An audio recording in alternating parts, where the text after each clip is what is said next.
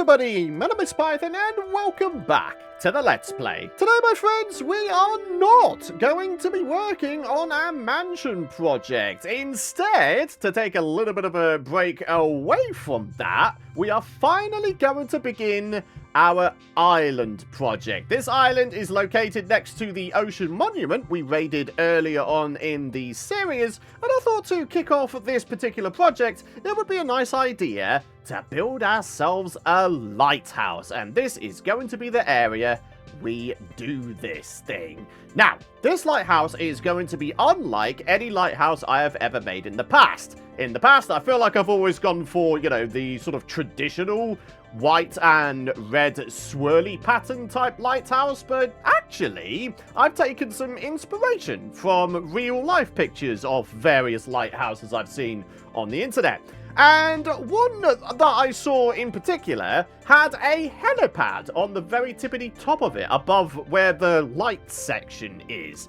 Now, unfortunately, we don't have helicopters in Minecraft. What we do have, though, is elytra. So what say we have ourselves a lighthouse with an elytra landing pad on the very tippity top of it? And then, how about this for making this upcoming build multifunctional? I think we use this lighthouse build to host a bunch of chests containing just about every kind of lighting source you can get in Minecraft. So it essentially becomes a one-stop shop, a central location for us to grab ourselves lighting sources for whatever builds and or projects we wind up taking on in this world.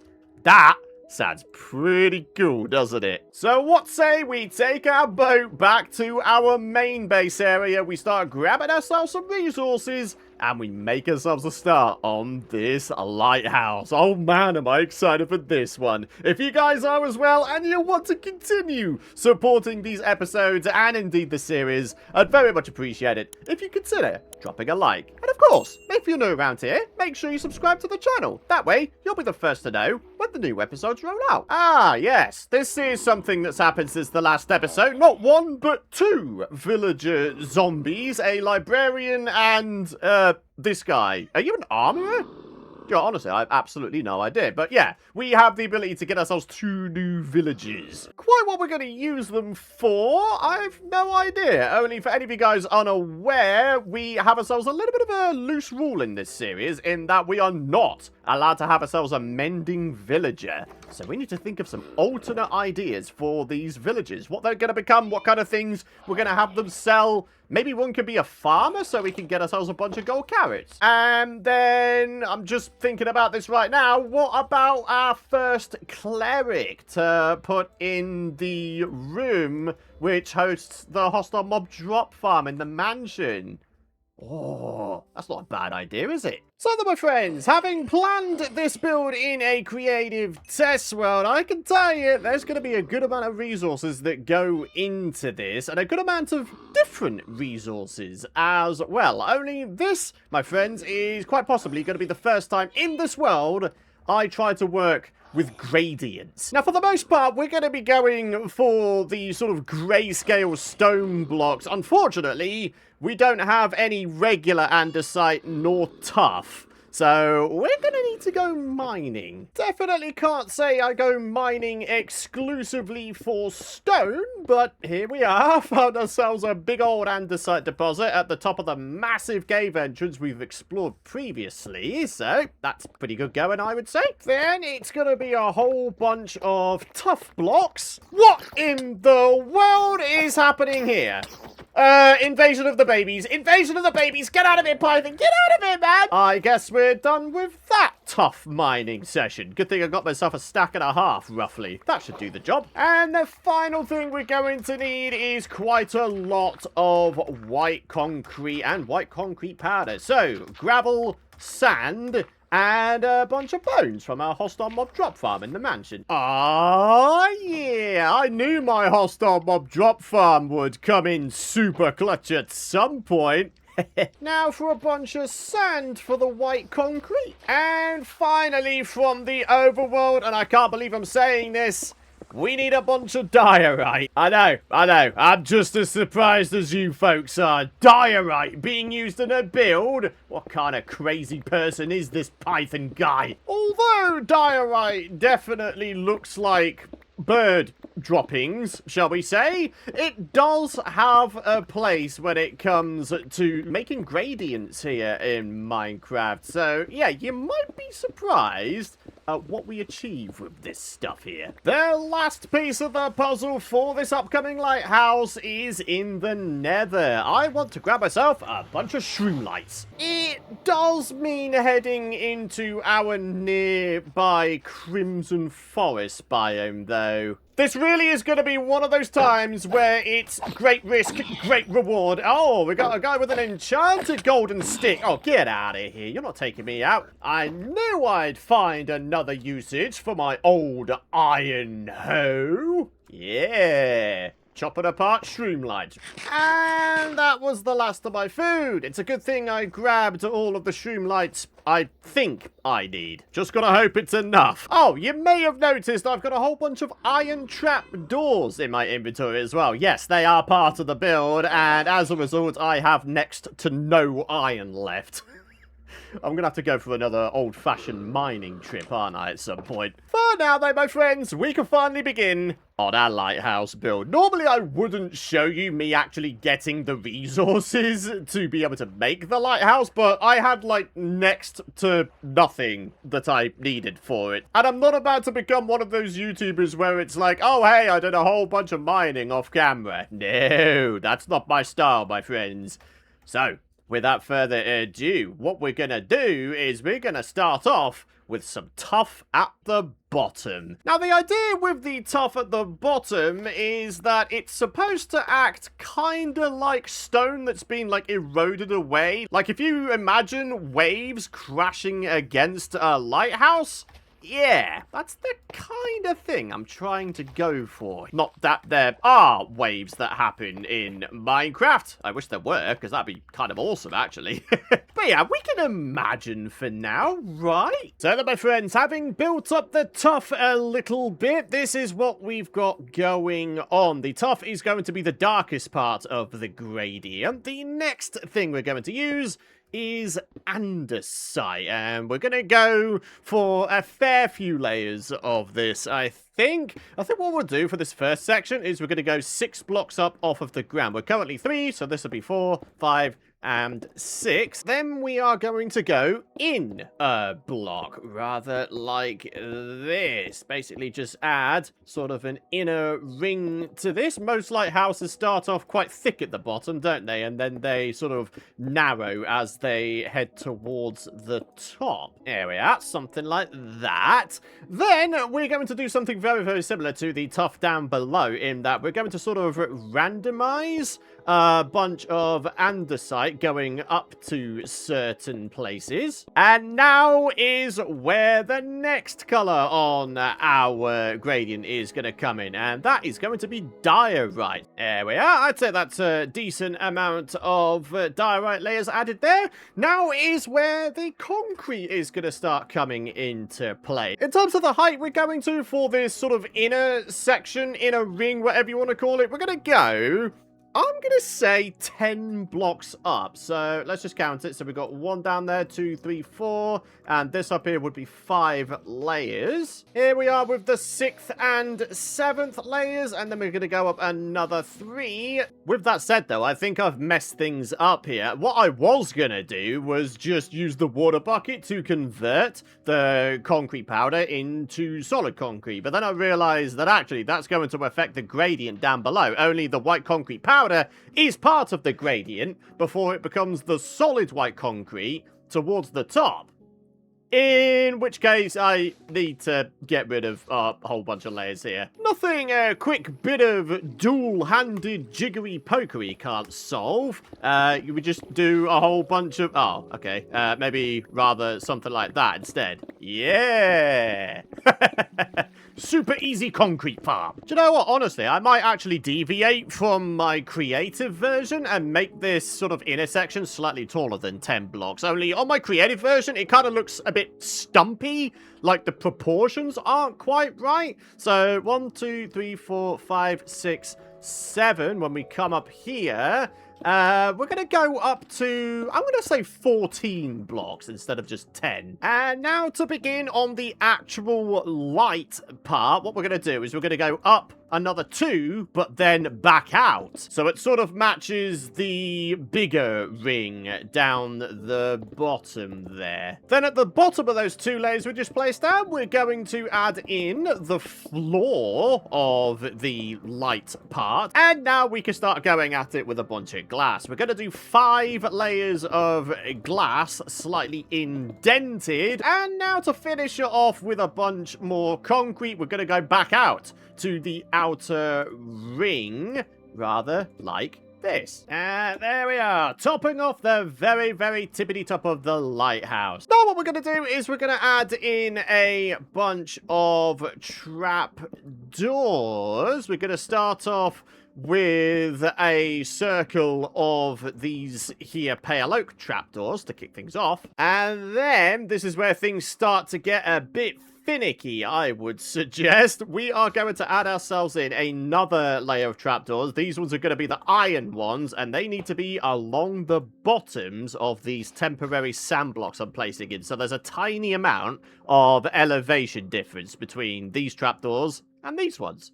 Ah, rats! I miscalculated how many iron trapdoors I need. I think I need 8 more. Each trapdoor requires 4 ingots, so what's the maths on that? 8 times 4 is 32. Half a stack more iron ingots is what I need. Oh, Python, you really are a bit of a nincompoop doofus brain sometimes, huh? Also, you are very almost a dead nincompoop doofus brain. Maybe you should go get yourself some food, finally. I guess what this trip does allow us to do, though, is check out the lighthouse.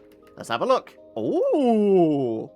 Hey, do you know what? Proportionally, that actually looks pretty good. That gradient works really well as well. Wow, I'm actually staggered. That really does look quite good, actually. Needless to say, there's a good amount more still to be done. We need to get the actual light part in there via the shroom lights. And also, we need to try and squeeze in a bit of a storage room for all of the various light sources that exist in this game. For now, though, I need some nom-noms. Where's all my food? Oh, wow, I've got loads of baked potatoes. Oh, no, dude. I have nowhere near enough iron ingots to make all the remaining iron trapdoors. Alrighty, where's me fortune pickaxe? Oh. Wait, do I not have a fortune diamond pickaxe? Are you serious right now? Wow. I've been so used to playing on my Minecraft Hardcore livestream mod that I've completely forgotten just how far I managed to get in terms of, like, gear progression in this world. Turns out, it's not that far. Definitely not a shameless plug for my Minecraft Hardcore livestream series. There's a playlist link on screen if you're interested. But yeah, I guess what we can do for now is... Where's all of our sticks? There we are. Grab ourselves some sticks out. Make ourselves an iron pick, and then, do we have an anvil? Nope, because it's in the new enchant room we made in the last episode, isn't it? There it is. Now, because this is only the first repair for this pickaxe, this should be pretty cheap, right? Yeah, 2 levels. Very good. Right, now we go for a bit of a snooze, and then we're gonna go iron hunting. Oh, dude, look at that, though! You can see the lighthouse in the distance! Bro, that looks so good from back here.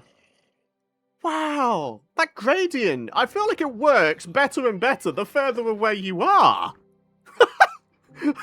Oh, sorry, I'm actually quite chuffed with that. I was saying earlier in the episode how it's like probably the first time I'm working with gradients in this series, but you know what? I can't recall too many times before this Weldon series that I worked with gradients in Minecraft.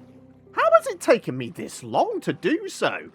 It makes builds look amazing. Ah, yeah. Iron, left, right, and center. Get out of here, creeper brother. I ain't having your nonsense, okay? Right. Iron. Yo! Aren't these guys, like, stupidly dangerous?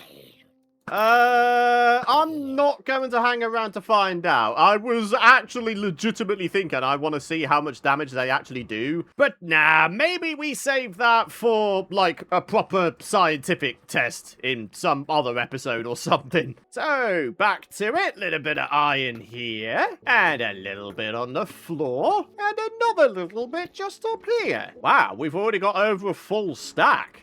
Amazing. All right, well, let's get back to base. Oh, look at this, though. Iron hidden in the waterfall. We came down to get down here. Ah, I see how it is, Minecraft. And even more right there. What the heck? You are kidding me. This is the last of my coal supply as well? Oh my goodness, that really is looking worse for wear, that supply of low-end valuables, isn't it? So then, my friends, back to it. We're working on the interior here next, just because that's where we are. What we're going to do is we're going to have ourselves a soul sand bubble elevator going up to the light area right here, and then on the right hand side we're gonna have ourselves just a big old drop chute. So there we are. Just plop ourselves a bit of water in there, and that'll be enough to break our fall. Very, very good. Right, now what we can do is we can add ourselves in a bunch of trap doors, which will essentially form the funnel for this bubble elevator. We could always go a slightly different route with this, though. Maybe we just bring the wall in? That way I don't have to use so many trapdoors. Ah, who says your boy can't think of resource-saving solutions, huh? Aw, yep. Alright, we're going to need ourselves a bunch more tuff, in which case, because, yeah, I used the remainder on polished tuff for the floor here. Ah, alright, we need to head back to a cave, in which case. Oh yeah, we've got ourselves some good stuff going on here. I even managed to make some tiny little decorative areas down the bottom here. I was thinking we could put some flower pots in them. Lighting of some form down here, I think, would be a good idea. Maybe we just chuck one of those in the floor. Why not? So here we are, quick progress update with this bottom section. Still got to put the flower pots and whatnots in, but I've decided to add in some tiny little entry and exit areas. With this one in particular, we've just got ourselves a bunch of trap doors. All we need to do now is get ourselves up to the very tippity top. I think the easiest way to do that is to just do this old trick. You just go up to the top. And, oh, wait, no, hang on. That's going to ruin some of my powdered concrete. Actually, thinking about it, won't this water elevator affect a whole bunch of the other concrete powder blocks? Oh, nah. All right, let's go ahead and give this a go first. Uh-oh. Please don't drown. Please don't drown. Oh, there we are. Just about okay. Nice. Right, now we go at it with the kelp. Shall we try out our drop chute while we're here? Let's go and give it a go. Yep, there we are. All is okay. Then we can break all the kelp. That should now become a fully functional bubble elevator. And it does. Now we need to check this out from the outside. Does this build look a bit skew-iff now? Do you know what? I think I can deal with that. So with that said, let's get ourselves back up top. Let's get the remainder of the trapdoors on. And then we'll work on the light room. In order to get up there, though, we're going to need yet another bubble elevator. It's a good thing we've got 4 sides to this room, isn't it? So what we're going to do is actually double up on various areas here, just to make it look, you know, okay from below. Then it's going to be another bit of soul sand right there, and that's going to take us all the way up to the elytra landing pad. And then goes all that saying, right here is simply going to be another drop chute. Yeah, this is going to get very, very claustrophobic very, very quickly, my friends. I'm warning you now. So, we're going to go at it with a crafting table. This is actually going to form sort of the base of the actual light itself. And then, in order to sort of minimize the amount of shroom lights we use here, we're going to add ourselves in some random blocks, you know, where we can't see them. So, yeah, something like what we're doing here should do the job quite nicely. Oh, no, don't tell me I don't have enough trapdoors. Come on, man. I don't think we do. I don't actually think we do. Oh, no! And here we are. Pale oak wood grabbed. Should probably stick around to get a bunch of saplings, though, because what I planted was my entire supply. We need at least 4 saplings in order to be able to plant further ones. And there we are. We actually came out with a profit. I had 8 to start off with. Now I have 12. There we are. Trapdoors are now all in. The next piece of the puzzle is getting ourselves, where are they? Some signs so we can hold back the water that's going to be going in here. Can I get right up to the very tippity top there? I mean, in a sec I'll be able to. There we are. And there we are, a second fully functional bubble elevator of epicness. And one final touch for the roof here. Why don't we add ourselves in an E shape at the top? E for Elytra. Hey, that actually works out pretty well, doesn't it? I mean, yeah, we do have 2 holes next to it, but, you know, they're functional. They're not there for no purpose, I suppose. But yeah, there we are. Now we have the task of trying to populate this place with a bunch of storage. Enough storage to try and hold, like, pretty much every single lighting source there is in this game. I wasn't kidding when I said this is about to get very, very claustrophobic. It is. I'm sorry. I know that I do quite a lot of claustrophobic builds, but then when you think about it, aren't the interiors of lighthouses quite claustrophobic anyway? In which case, I'm actually kind of staying true to form there, right? To be honest with you, I don't know, like, exactly how many lighting sources there are in this game. There's, you know, all of the obvious things like campfires and torches, all the various type of torches as well. What else is there? There's shroom light, there's glowstone, there are various types of frog light, aren't there? Maybe I should actually get, like, a definitive list. That way I'll be able to divvy up the chest slots to host all of them. Anyway, before we wrap this thing up, there's a couple of little finishing touches still to be done. Namely, flower pots. Dude, look at how nicely that place lights up at night. Bro, do you know what? I'm going to purposely not go to sleep on this coming night. I'm going back to base because I want decorations. The Flower Pot King is about to assert his dominance once again. Shall we have ourselves a bed over there as well? I think that'd be a nice idea. Mate, that really does look good from afar, doesn't it? The lighthouse serving its purpose. Acting as a navigational aid, or beacon, or whatever. I mean, I'm pretty sure lighthouses IRL are supposed to serve as a warning that, oh hey, there's land here, you probably shouldn't bring your ship over here. So there we go, bunch of flower pots, alternated between alliums and poppies. Why not? Then we're gonna get ourselves up top here, and see if there's anywhere where we can put flower pots. Wait, really? There isn't? Okay, what if I was to just, like, double up the chests, height-wise? I can't believe I'm doing this all to assert my dominance as Flower Pot King. Do you know what? It's worth it. I'll take it. So there we go. That is our lighthouse light area interior of epicness taken care of. Where on earth are we going to place our bed, though? I mean, we don't really need these here anymore.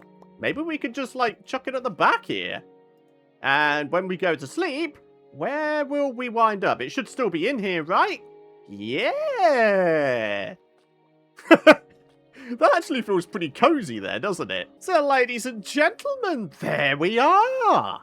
A lighthouse build, unlike any that I've made in the past. I don't know about you folks, but I actually really like how this turned out. And now I'm feeling all kinds of motivated to make further builds on this island. I'd like to have, like, a proper house here, so we've got a proper base of operations nearby our ocean monument, which, of course, eventually we're going to be turning into a guardian farm. But then there's probably space on here for yet another build even still. Quite what that will be remains to be seen. For now, though, I think I'm pretty happy in calling this lighthouse done. And on that note, it's time to wrap up today's episode. Thank you very much for watching. If you've enjoyed today's episode and you're excited to see more, do be sure to drop a like. Let me know your feedback regarding this build in the comments area down below. Subscribe if you don't want to miss out on my future content.